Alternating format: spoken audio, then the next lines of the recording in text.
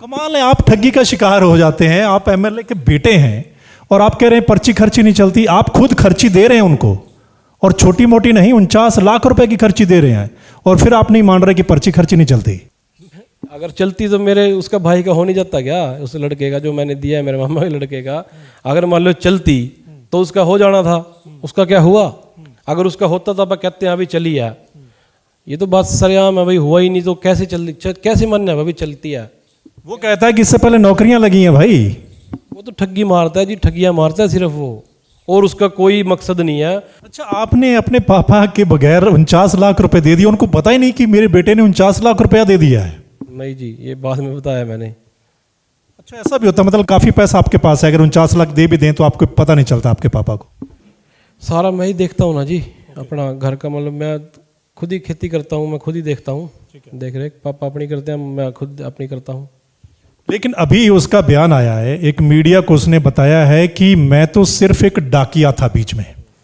आप जानते थे, आपके पापा और वो जो HSSC के मेंबर थे पहले इकट्ठे ही थे, एक दूसरे को अच्छे से जानते थे, सिर्फ मेरा तो एक माध्यम था, बात आपकी थी सीधी।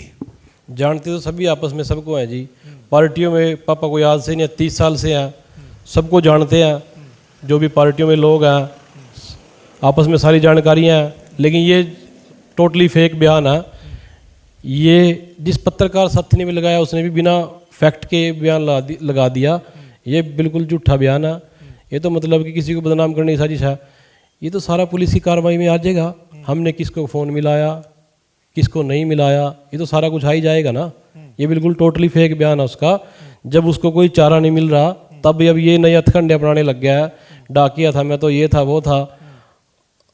हमारे पापा तो सीधा ही जानते हैं HSSC में सबको ही, उसको नहीं भी उसको अकेले को जानते हैं, हम तो सबको ही जानते हैं।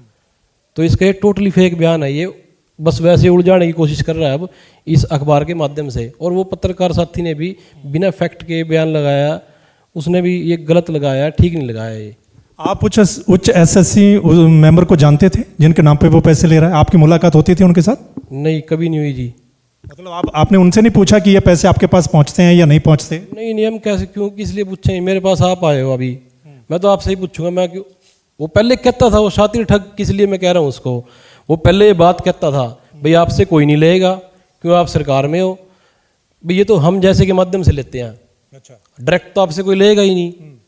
अगर आपसे कोई लेता हो बताओ, तो हमें पता ही था भी कोई ऐसे तो कोई है ही नहीं है काम, डायरेक्ट तो कोई है ही नहीं है कुछ भी। अगर कुछ ऐसे है तो मैंने कहा देखते हैं भाई ये भी कैसे करते हैं भाई, हमको तो पता नहीं, इसको कैसे पता है, ये अब ये लगा लो, दोनों बातें हैं। मतलब आपको मुख्यमंत्री मनोहर लाल खट्टर की पारदर्शिता पे भरोसा नहीं था? भरोसा है जी पूरा, शुरू से ही था भी।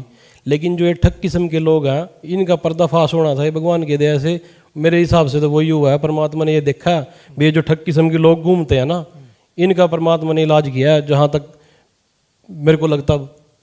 हमें तो पूरा भरोसा है, लेकिन कहीं ना कहीं ये दलाल अभी भी सड़कों पे घूमते हैं ठगियां मारने के लिए, लोगों से अभी भी घूमते हैं। नहीं, लोग तो यही कह रहे हैं ना कि एक अगर विधायक का बेटा ठगा जा सकता है तो मतलब विधायक ही ठगा गया, तो फिर आम जनता को तो बहुत ठगते होंगे ये लोग। बिल्कुल 100% ठगते हैं, जो ठग भी रखा है। जब मैं गांव में गया तब मेरे को वहां पता लगा भाई इसने तो 10-15 करोड़ मार रखे हैं।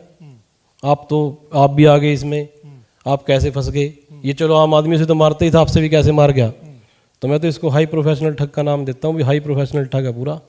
वो तो कहता है कि सिर्फ अपने मामा की पर्ची नहीं दी, अमित ने मुझे और भी कई पहले रोल नंबर दिए थे, कई सारी हमारी बातचीत हुई थी और उनमें से कुछ नौकरी भी लगे हैं। ये सारी जांच का विषय है जी, ये सब कुछ दे रखा है।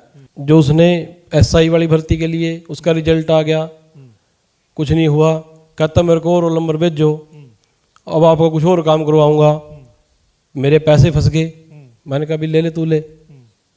ये 2-4 सारा जांच का विषय है, ये सब दे रखा है हमने ना, वो सारी आ जाएगी, जिस दिन पकड़ा जाएगा सब सामने आ जाएगा। लेकिन यहां पर एक बड़ी बात इंपॉर्टेंट है कि आपने शिकायत दर्ज करवाई थी अप्रैल में। हाँ जी। लेकिन मामला दर्ज जाके जुलाई में होता है। हाँ जी, 5 जुलाई को ये अब जाके पता चला है, तो ये बीच का पीरियड कैसे निकल गया? मतलब अब जाके आप क्यों सामने आए या अब क्यों पता लगा? पेपर में भी आया है पहले भी, लेकिन अब जब ये सेशन कोर्ट से बिल रिजेक्ट हुई उसकी, फिर उसकी हाई कोर्ट से बिल रिजेक्ट हुई, जब कोई चारा नहीं बचा, फिर मेरे हिसाब से उसने उस पत्रकार को साधा, भाई अब तू ऐसे कर दे, अब तो कोई चारा नहीं बचा, और नहीं कोई बदनाम तो कर ही ले, भाई बदनामी तो कर, पैसे तो देने ही आगे, ये जो भी है, और भी कोई कोर्ट में मामला भी चलेगा, भाई अब कम से कम बदनाम तो कर दे। ये सारा विषय है जी, और जिस दिन पकड़ा जाएगा पता भी लग जाएंगी सारी बातें।